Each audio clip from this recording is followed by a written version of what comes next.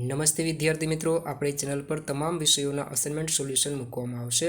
જો આપે ચેનલને સબસ્ક્રાઇબ ન કરી હોય તો હમણાં જ સબસ્ક્રાઇબ કરવા વિનંતી. પ્રશ્ન 1 નીચેના પ્રશ્નોના એક એક વાક્યમાં ઉત્તર લખો. પ્રકરણ 6 1. છોકરો રોજ રાત્રે પોતાની બારીમાંથી શું જોતો? ઉત્તર: છોકરો રોજ રાત્રે પોતાની બારીમાંથી ચંદ્રને ઊંચા વાદળોમાં પેસીને લાંબા ઝાડ પર ઠેકીને દૂરના પર્વત તરફ જતા જોતો. 2. પહાડ ઉપર પ્રાણીઓના પગેરા જોતા છોકરાને મનમાં શું થયું? ઉત્તર: પહાડ ઉપર પ્રાણીઓના પગેરા જોતા છોકરાને મનમાં થયું કે એનું પગેરું ભગડાઉ પ્રાણીઓ જોશે અને એ પગેરું જોઈને કદાચ કોઈ દિવસ પ્રાણીઓ એને ઘરે મળવા પણ આવશે. 3. ભૂરે ભૂરે બાદલ એટલે કેવા વાદળા? ઉત્તર: ભૂરે ભૂરે બાદલ એટલે કાળાશ પડતા રાખોડી રંગના વાદળા. 4. ભીનું શું છે? ઉત્તર: ભીનું ચંદ્રના પ્રકાશનો પડછાયો છે. 1. પછી રાજાએ કંઈક કહેલું. કાકીએ એમ ન પૂછ્યું હોત તો આપણને શાની ખબર ન પડત? ઉત્તર: પછી રાજાએ કંઈક કહેલું. કાકીએ એમ ન પૂછ્યું હોત તો આપણને પૂજારી એ જ રાજા હતો તેની ખબર ન પડત. 2. સજુ કાકાએ આગ્રહ કરીને પૂજારીને શું ખવડાવ્યું? ઉત્તર: સજુ કાકાએ આગ્રહ કરીને પૂજારીને સ્વાદિષ્ટ ઢેબરા ખવડાવ્યા. 3. રાજાએ શેઠિયાને શી સજા કરી? ઉત્તર: રાજાએ શેઠિયાને જેલમાં પૂરી દેવાની અને શેઠની મિલકતમાંથી 25 બકરીઓ અને 500 રૂપિયા સજુ કાકાને આપવાની સજા કરી. 4. હરખના આવેશમાં આવીને સજુ કાકાએ પ્રધાનો વિશે શું કહ્યું? ઉત્તર: હરખના આવેશમાં આવીને સજુ કાકાએ પ્રધાનો સામે જોઈને કહ્યું, આ 12 જણા છે દાઢીવાળા, પણ એમાં દિમાગવાળો એકેય નથી. 1. દિગ્વિજય સાથે અધિકારીઓને શા માટે મોકલવામાં આવ્યા હતા? ઉત્તર: દિગ્વિજયને માર્ગદર્શન આપવા, કાર્યક્રમને સફળ બનાવવા અને સૌની સલામતી રાખવા માટે તેની સાથે અધિકારીઓને મોકલવામાં આવ્યા હતા. 2. જુરાસિક પ્રોગ્રામ ઓફિસર કોણ હતું? ઉત્તર: શાંતા પરમાર જુરાસિક પ્રોગ્રામ ઓફિસર હતા. 3. ચાળિયો ઊભો છે તે ખેતરમાં શું શું છે?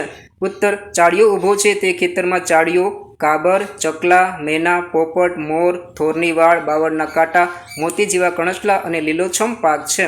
4. ચાળિયો પંખીઓને ખેડૂત વિશે શું કહીને ચેતવે છે? ઉત્તર: ચાળિયો પંખીઓને ખેડૂત આવશે તો ગોફણ મારશે એવું કહીને ચેતવે છે. પ્રકરણ 9 1. ઋષિ વિશ્વામિત્રના આશ્રમમાં રામને શું શીખવા મળ્યું? ઉત્તર: ઋષિ વિશ્વામિત્રના આશ્રમમાં રામને વનવાસમાં કેવી રીતે જીવવું, અયોધ્યાથી પગપાળા તેમજ આશ્રમે જતા વનના લોકો, પશુ પંખીઓ અને ઝાડવા વિશે જાણવાનું અને આશ્રમમાં પોતાનું બધું કામ જાતે કરવાનું શીખવા મળ્યું. 2. પિતાએ રામને વનવાસ કેમ મોકલ્યા હતા? ઉત્તર: પિતાએ રાણી કૈકેયીને આપેલા 2 વરદાન પૂરા કરવા રામને વનવાસ મોકલ્યા હતા. 3. રામે તાડકાને કેવી રીતે મારી? ઉત્તર: રામે તાડકાને તેમના પિતાશ્રી દશરથ પાસેથી શીખેલી શબ્દવિધિ બાણ વિદ્યાથી મારી. 4. કેવા મનુષ્યને આપણે નાક વગરના કહીએ છીએ? ઉત્તર: શરમ વગરના મનુષ્યને આપણે નાક વગરના કહીએ છીએ. 1. રવિ પર્વતને કેવી રીતે ખુશ કરતો? ઉત્તર: રવિ પર્વતને વાર્તા, ટૂચકા કહીને તથા વાંસળી વગાડીને ખુશ કરતો. ચેનલ પર નવા હોય તો લાઇક, શેર અને સબસ્ક્રાઇબ કરવાનું ભૂલશો નહીં અને હા, આપના અન્ય મિત્રોને પણ આ વિડીયો જરૂરથી શેર કરજો. 4. મંદિરના ઉદ્ઘાટન પ્રસંગે લોકો શું શણગારી રહ્યા હતા? શાનાથી? ઉત્તર: મંદિરના ઉદ્ઘાટન પ્રસંગે લોકો ફૂલહારથી મંદિરની આસપાસનો ડુંગર અને રસ્તો બધું શણગારી રહ્યા હતા. પ્રશ્ન 1b નીચેના પ્રશ્નોના 2-3 વાક્યોમાં ઉત્તર લખો. 1. પર્વત ઉપર ગયા પછી છોકરાને શાનું દુઃખ થયું?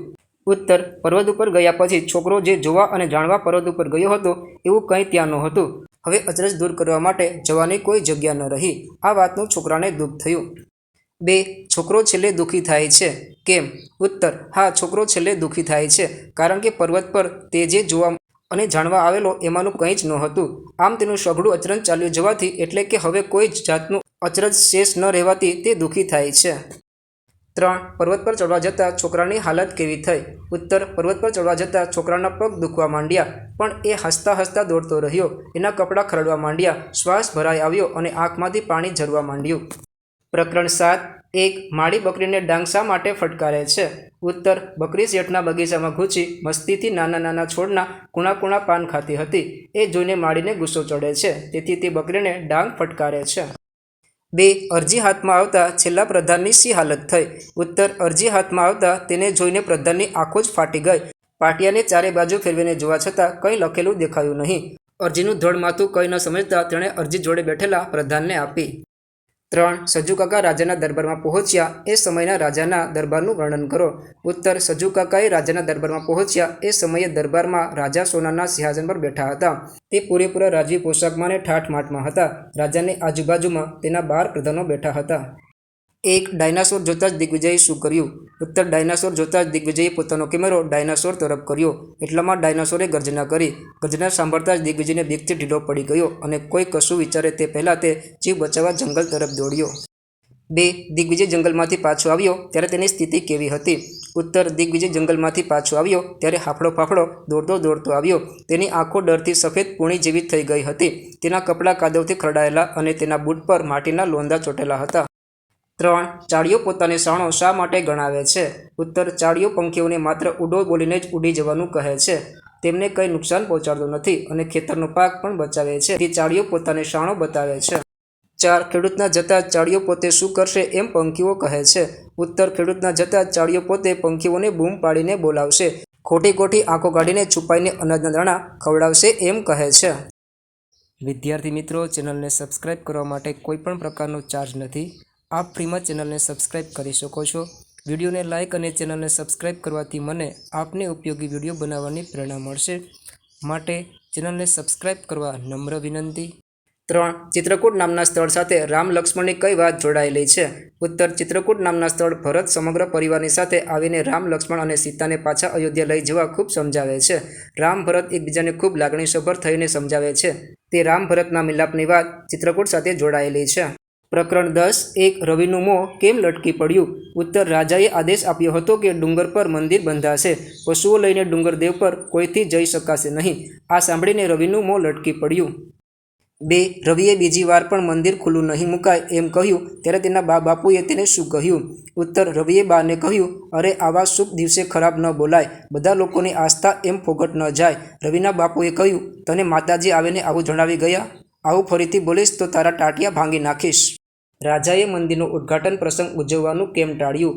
ઉત્તર રાજાએ મંદિરનો ઉદ્ઘાટન પ્રસંગ ઉજવવાનું ટાળ્યું કેમ કે મંદિરમાંથી કોઈના રડવાનો અવાજ આવ્યો. તેના કારણે લોકો આમ તેમ ભાગમભાગ કરવા લાગ્યા. પૂજા સ્થળે બધું અસ્તવ્યસ્ત થઈ ગયું. નમસ્તે શિક્ષક મિત્રો, વાલી મિત્રો અને વિદ્યાર્થીઓ.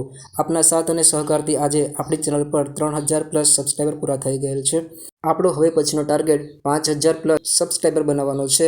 તો મહેરબાની કરીને સપોર્ટ કરતા રહેજો.